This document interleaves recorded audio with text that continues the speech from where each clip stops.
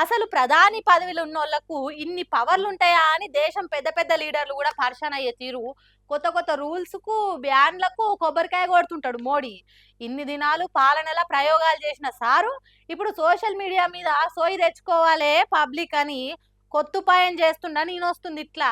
Bank account లేని జనాలు ఉన్నారేమో గానీ సోషల్ మీడియాలో ఫేస్బుక్, ట్విట్టర్, ఇన్స్టా అకౌంట్లు లేనోళ్ళు లేరుపోరి. ఇంకేమనంటే ఒక్కొక్కరికి 2-3 ఖాతాలు ఉన్నాయన్న ముచ్చట కూడా కాదని లేని కరెక్ట్ మాటనే. పెద్దోళ్లే కాదు బల్లెగోయే పిల్లలకు కూడా సోషల్ మీడియా మస్తు కామన్ అయిపోయింది. ట్విట్టర్లో ఫ్యాన్ వార్లు, ఇన్స్టాలో మోస్ట్ ట్రెండింగ్ రీల్స్, స్నాప్చాట్లో అప్డేట్లు, ఇక ఫేస్బుక్ అయితే నోట్బుక్స్ కంటే ఎక్కువ సార్లు తెరిచి చూస్తుడే నా పోరగాళ్ళు. ఇక ఈ ముచ్చట మీదనే నజరేసిండో ఏమో గానీ మైనర్లకు సోషల్ మీడియా బ్యాన్ చేయాలని ఆలోచనలు పడ్డాడట మోడీ సారు. బయట దేశాల టూర్లున్న ప్రధాని నేను ఆస్ట్రేలియాలో అడుగుపెట్టి అక్కడి ప్రధాని కూడా కలిసిండు. ఇక అటెంగా మీటింగుల్లో మాట వచ్చి 16 ఏళ్లలో పిల్లలు సోషల్ మీడియా వాడకుండా ఆస్ట్రేలియా బ్యాన్ చేసిన ముచ్చటను మురుసుకుంటా మస్తు మెచ్చుకున్నాడు సారు. దీని ఇండియానే కాకుండా దునియా మొత్తం ఫాలో అవుతందుకు ఉదాహరణ. మేము మీ నుంచి చాలా నేర్చుకుంటున్నాము అనుకొచ్చిండు. చెప్తే నమ్మరా? కావాలంటే మోడీ సార్ మాటల్లో మీరేనురి. करके इस सामर्थ्य को कई गुना बढ़ा सकते हैं। एक्सेलेंसी मैं तो हमेशा बराबर आपको फॉलो करता हूं और उसमें भी आईटी और सोशल मीडिया की दुनिया में जिस प्रकार से आप कानूनों में बदलाव ला रहे हैं, समाज को बचाने के लिए काम कर रहे हैं, वो दुनिया के लिए एक बड़ा इंस्पायरिंग है। हम आपसे बहुत कुछ उसमें से ले रहे हैं।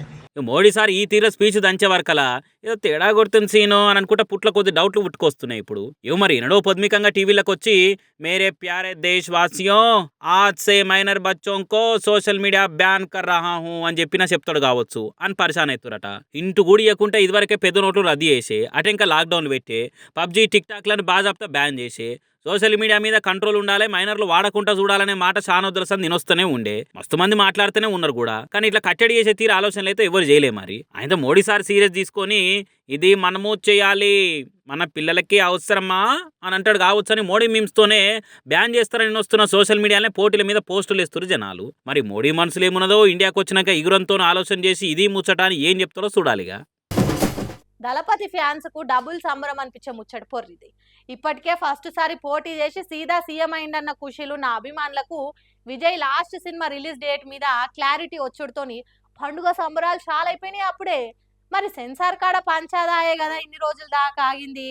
ఇంతకేం చెప్పిర్రు సెన్సార్ వాళ్ళు అని అంటే, దేశంలో most happiest star hero fans ఎవ్వరు అని అంటే అనుమానం లేకుండా దళపతి అభిమానులే అని చెప్పేటట్టుంది పోరి పరిస్థితి. విజయ్ యాక్ట్ చేసిన last cinema Jana Nayagan release date ఎప్పుడు అనేది క్లారిటీ వచ్చిందిగా. అయితే ముందుగాల సంక్రాంతి బాక్స్ ఆఫీస్ బరిలకు దిగవలసిన సినిమానే కానీ సెన్సార్ కార్డ్ ఆగి పొంగల్ పండుగ సంబరం లేకుండా అయింది దళపతి ఫ్యాన్స్ కు. దాంతో వరుసగా వాయిదాల మీద వాయిదాలు పడి ఇగో రిలీజ్ అంటే అగో రిలీజ్ అని ముంగటికి 3 అడుగులేస్తే వెనక 7 అడుగులు వేసినట్టు అయింది ముచ్చట.